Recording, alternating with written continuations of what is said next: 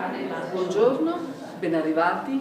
Come ogni domenica do il benvenuto a nome del Rotary Club Conegliano Vittorio Veneto e del Rotary Club Conegliano a questo ormai 32esimo concerto meridiano. Oggi abbiamo l'onore e il piacere di avere ospite una nuova scuola, una scuola che per la prima volta si esibisce in questa rassegna. È la Fondazione Musicale Santa Cecilia di Portogruaro. Naturalmente l'ingresso di una nuova scuola nel progetto non può che farci piacere e farci ben sperare per il prosieguo di questa iniziativa. Oggi abbiamo un'arpista, Emma Castellano, che ha 22 anni. La chiamo quindi e vi invito ad accoglierla con un caloroso applauso.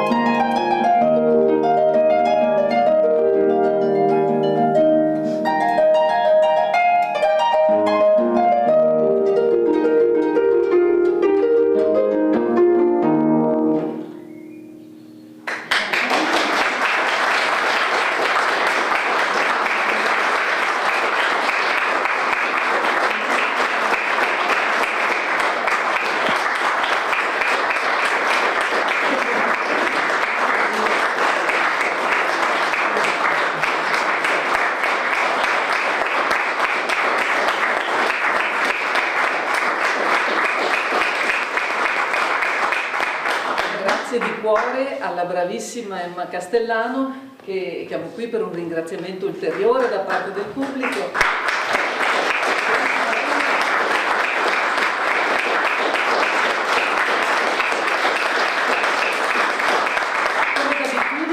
Consegno l'attestato di presenza, ricordo di questa mattinata che ci hai rallegrato, Emma, grazie, e per ogni buon fine, perché la giovanissima Emma Castellano è ancora in fase di studio, perché lo studio per i musicisti non finisce mai. Un grazie di cuore ad Emma, un grazie di cuore a Vive TV che ci sta riprendendo in diretta e permette anche a tante persone di essere collegate se non possono essere presenti. Ringrazio come sempre il Comune di Conegliano che ci ospita in queste bellissime sale nel complesso di San Francesco e non soltanto, e ci concede il suo patrocinio. Ringrazio gli sponsor che ci permettono di realizzare questi eventi. Ricordo l'evento della settimana prossima. Avremo una cosa un po' speciale, saremo sempre qui al convento di San Francesco, ma su in Aula Magna, perché avremo la primavera, la chiamo io, o come li chiamo affettuosamente la direttrice della scuola, i cuccioli dell'istituto Clara Schumann. Quindi avremo bambini, li posso chiamare così, dai 9 ai 16 anni.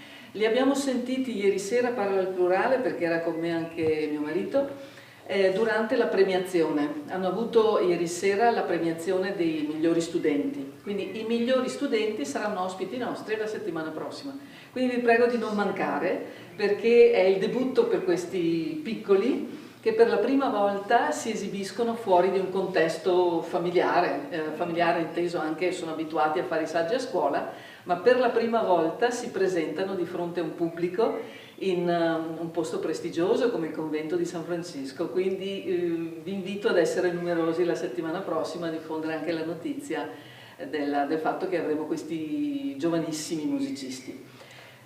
Ultima cosa, sapete che il progetto Concerti Meridiani ha tra le altre cose lo scopo di incentivare le scuole di musica, quindi ricordiamo di mettere un contributo nella cassetta in fondo alla sala.